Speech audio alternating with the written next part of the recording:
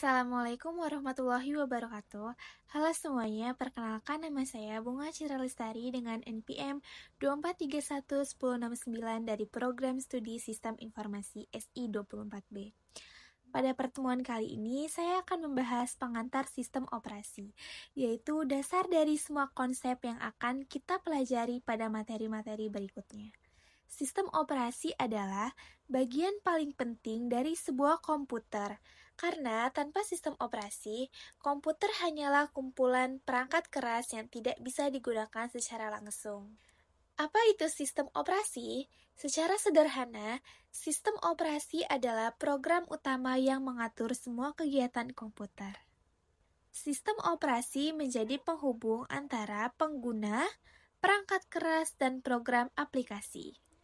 Jika kita ibaratkan komputer seperti sebuah perusahaan, maka perangkat keras adalah para pekerja, pengguna adalah pemilik perusahaan, dan sistem operasi adalah manajer yang mengatur pekerjaan, waktu, dan koordinasi agar semuanya berjalan lancar.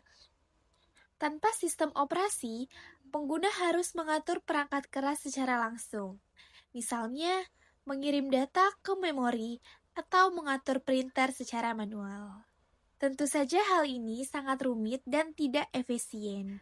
Karena itu, sistem operasi dibuat untuk menyederhanakan interaksi antara manusia dan komputer agar pengguna dapat menjalankan program dengan mudah. Fungsi utama sistem operasi.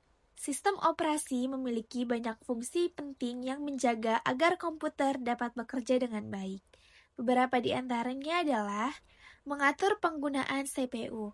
Sistem operasi menentukan proses mana yang dijalankan, kapan dan berapa lama. Ini disebut penjadwalan CPU. Mengatur memori utama.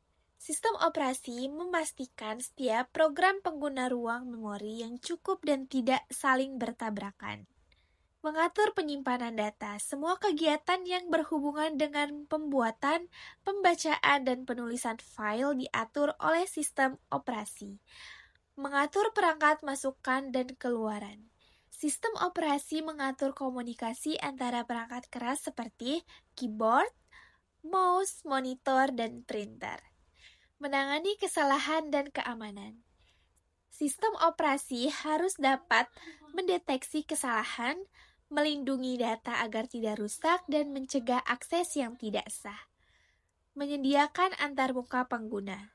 Sistem operasi menyediakan cara bagi pengguna untuk berinteraksi dengan komputer, baik melalui teks, menu, maupun tampilan grafis. Semua fungsi ini bekerja sama untuk memastikan seluruh komponen komputer dapat bekerja secara efisien dan aman.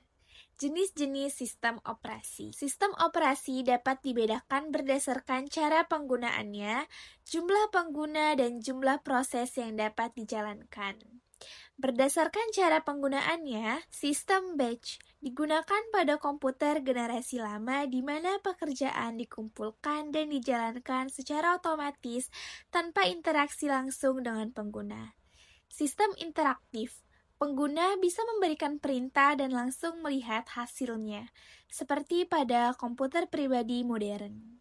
Sistem waktu nyata digunakan untuk sistem yang dibutuhkan respon cepat seperti pengendali lalu lintas udara atau peralatan medis. Berdasarkan jumlah pengguna, sistem tunggal, hanya satu pengguna yang dapat menggunakan komputer pada satu waktu, contohnya komputer pribadi atau PC. Sistem multi-user, beberapa pengguna dapat menggunakan sumber daya komputer secara bersamaan, misalnya pada server. Berdasarkan jumlah proses. Single tasking, hanya bisa menjalankan satu program pada satu waktu. Multitasking dapat dijalankan beberapa program secara bersamaan. Contoh sistem operasi modern yang kita kenal adalah Windows, Linux, Mac OS, Android, dan iOS. Setiap sistem memiliki keunggulan dan digunakan untuk kebutuhan yang berbeda. Struktur dasar sistem operasi. Di dalam sistem operasi terdapat beberapa komponen utama yang bekerja sama. Kernel atau inti sistem, bagian utama yang selalu aktif untuk mengatur CPU, memori, dan perangkat. Sistem berkas atau file system. Mengatur penyimpanan data dan manajemen file di komputer. Manajer proses. Mengatur proses yang sedang berjalan agar tidak saling bertabrakan. Manajer memori mengalokasikan ruang untuk program yang sedang dijalankan dan mengatur penggunaannya. Antar muka pengguna atau user interface menyediakan sarana interaksi antara pengguna dan sistem baik berupa perintah, teks, maupun tampilan grafis. Kelima komponen ini saling berhubungan untuk memastikan sistem operasi berjalan stabil, cepat, dan efisien. Sejarah singkat perkembangan sistem operasi. Perjalanan sistem operasi berkembang seiring dengan kemajuan teknologi komputer. Secara umum dapat dibagi menjadi beberapa generasi. Generasi pertama, tahun 1940-an, komputer belum memiliki sistem operasi. Semua program dijalankan secara manual dengan saklar dan kabel. Generasi kedua, tahun 1950 sampai 1960, muncul sistem batch di mana tugas dikumpulkan dan dijalankan secara otomatis. Generasi ketiga, tahun 1970 sampai 1980-an, sistem operasi mulai mendukung banyak pengguna dan banyak proses sekaligus multi-user dan multitasking. Generasi keempat, tahun 1990-an sampai dengan sekarang, sistem operasi menjadi lebih interaktif, grafis, dan terhubung dengan jaringan internet. Era modern, muncul sistem operasi untuk perangkat bergerak seperti Android dan iOS, serta dukungan untuk cloud computing dan virtualisasi. Perkembangan ini menunjukkan bagaimana sistem operasi terus beradaptasi untuk memenuhi kebutuhan manusia yang semakin kompleks. Dari pembahasan ini, kita bisa menyimpulkan bahwa sistem operasi adalah jantung dari komputer. Ia bertanggung jawab mengatur semua sumber daya, CPU, memori, penyimpanan, dan perangkat input-output agar bisa bekerja secara efisien dan aman. Sistem operasi juga memudahkan kita berinteraksi dengan komputer tanpa harus berurusan langsung dengan perangkat keras. Berkat sistem operasi, komputer menjadi alat yang praktis, cerdas, dan dapat menjalankan banyak tugas dengan cepat. Sebagai penutup, ingatlah bahwa tanpa sistem operasi, komputer tidak akan bisa digunakan seperti sekarang. Sistem operasi bukan hanya mengendalikan perangkat keras, tetapi juga fondasi bagi seluruh perangkat lunak yang kita gunakan setiap hari.